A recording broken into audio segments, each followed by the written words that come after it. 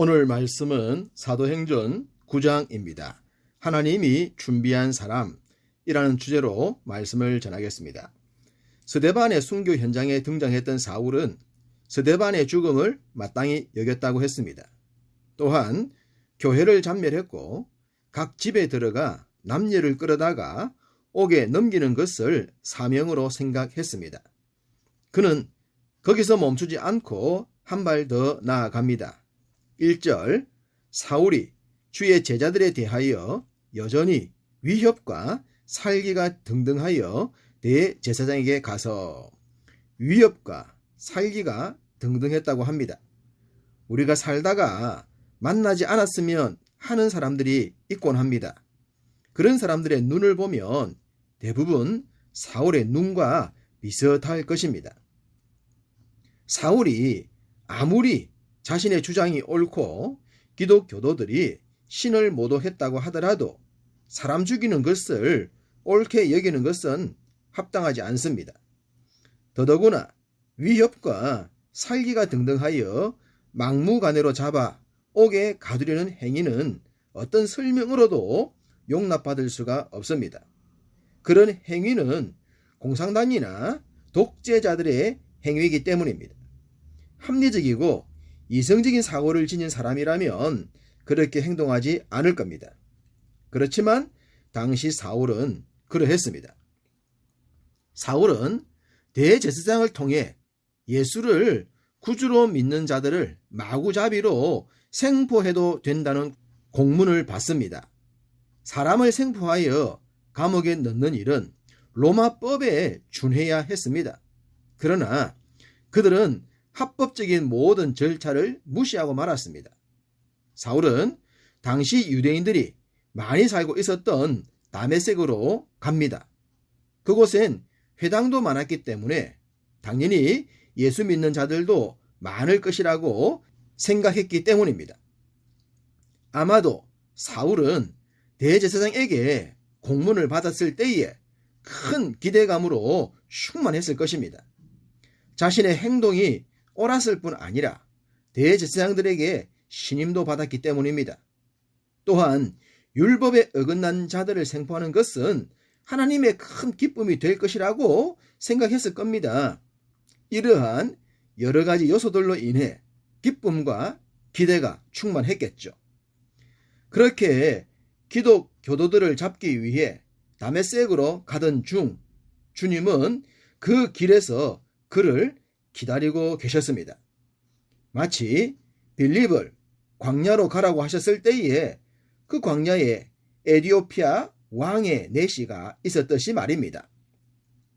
다메섹에 거의 다 이르렀을 때 사울의 발걸음은 더 빨라졌을 것입니다. 자신의 목적을 달성하기 위해서 말입니다. 그런데 갑자기 놀라운 일이 일어났습니다.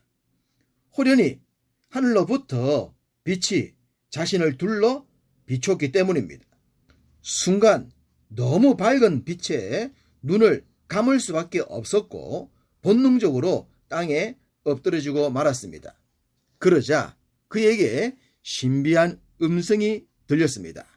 사울아 사울아 내가 어찌 나를 박해하느냐 라는 소리가 말입니다.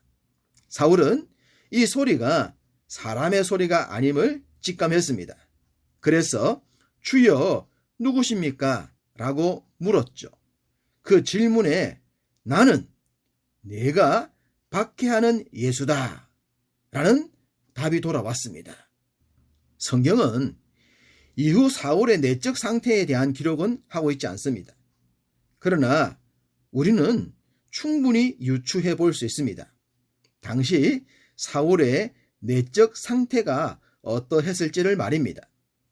그는 예수가 절대로 메시아가 될 수 없다는 확신을 갖고 있었습니다. 그랬기 때문에 스데반의 죽음을 옳게 여겼고 예수 믿는 자들을 잡기 위해 집들을 샅샅이 뒤졌으며 그것도 성에 차지 않아서 공문까지 받은 상태였습니다. 소위 자신의 인생을 걸 만큼 확실하다고 생각했었는데 그 확신이 잘못되었다는 것을 알게 된 겁니다. 이럴 때 마음이 어떻겠습니까? 하늘이 무너지는 것 같지 않겠습니까? 자신의 인생의 전부가 와르르 무너져 끝도 모를 지하로 떨어지는 것 같았을 것입니다. 사울 같은 사람의 변화와 회심, 과연 쉽게 가능할까요? 이런 자들을 위해 하나님은 특별한 만남을 준비하셨습니다. 분명하고도 확실한 체험이 아니면 불가능함을 아시기 때문입니다. 대한민국의 지성의 대명사라면 이의령 전 장관이라고 합니다. 철저한 무신론자였던 그가 어떻게 예수님을 영접하게 됩니까? 자신의 능력으로 감당할 수 없는 딸의 문제 때문이었죠. 하나님은 때로 초자연적인 섭리로 사람을 바꾸기도 하십니다. 그만큼 크게 쓰시기 위함이죠. 세계복음화를 위해 준비하셨던 사울을 하나님은 그렇게 하여 예수님 앞에 무릎을 꿇게 하신 것입니다. 밝은 빛 때문인지 사울은 앞을 볼 수가 없었습니다. 사람들에 이끌려 갈 수밖에 없었죠. 그렇지만 당시 사울은 앞을 보지 못하는 것이 훨씬 좋았지 않을까 싶습니다. 자신이 사람이라면 그 눈으로 다른 사람, 소위 믿는 사람, 자신이 박해했던 예수 믿는 사람을 정상적으로 볼 수 없었기 때문입니다. 부끄럽고도 죄송해서 말입니다. 그러니 앞을 보지 못한 것이 오히려 다행일 수 있습니다. 그런 그를 하나님은 아나니아라는 사람에게로 인도합니다. 물론 이 아나니아는 5장에서 죽임을 당한 아나니아가 아니었습니다. 아나니아는 자신이 찾을 사울이 두려웠을 것입니다. 당시 사울이란 이름은 예수 믿는 자들에게는 두려움 그 자체였기 때문입니다. 그러나 하나님은 그가 장차 어떤 일을 하게 될 것인지에 대해 말씀해 주셨습니다. 15절과 16절입니다. 이 사람은 내 이름을 이방인과 임금들과 이스라엘 자손들에게 전하기 위하여 택한 나의 그릇이라. 그가 내 이름을 위하여 얼마나 고난을 받아야 할 것을 내가 그에게 보이리라. 할렐루야. 아나니아는 하나님의 음성을 듣고 사울에게 말합니다.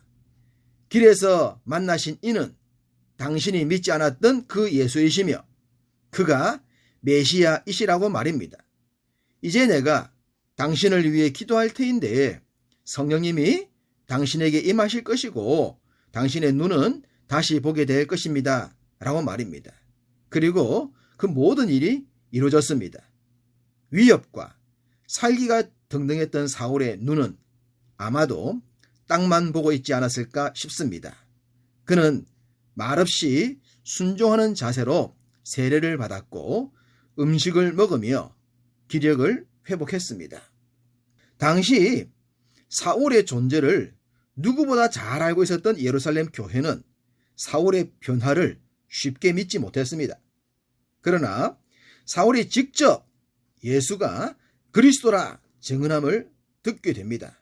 그리고 더 놀란 유대 교도들이 사울을 죽이려고 성문까지 지키는 것을 보면서 그의 회심을 믿게 되죠. 물론 바나바의 도움도 있었습니다. 너무나도 놀라운 일들이 순식간에 이루어지고 있습니다. 이렇게 사울이 예루살렘 교회 성도로 편입되면서 교회는 더욱 활성화되었고 복음은 놀랍게 확장되었습니다.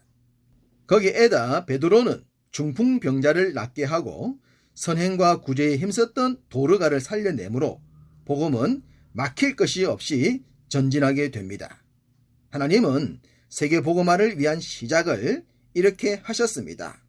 그때엔 그래야만 하셨던 것이죠. 하나님께서 준비하신 사울의 회심이 당시 보인 결과입니다. 31절. 그리하여 온 유대와 갈릴리와 사마리아 교회가 평안하여 든든히 서가고 주를 경외함과 성령의 위로로 진행하여 수가 더 많아지니라. 그리고 베드로에 의해 나타난 결과도 있습니다. 42절 온 요빠 사람이 알고 많은 사람이 주를 믿더라. 할렐루야. 이와 같은 역사가 지금 이 시대에 여러분을 통해서도 이루어지기를 축복합니다. 행여 사도행전과 같은 역사가 우리 가운데 없더라도 우리를 통해 하나님의 나라가 확장될 줄 믿습니다. 오늘도 여러분의 삶이 곧 복음이 되어 세계 복음화를 위한 귀한 한 걸음이 되시기를 주님의 이름으로 축복합니다.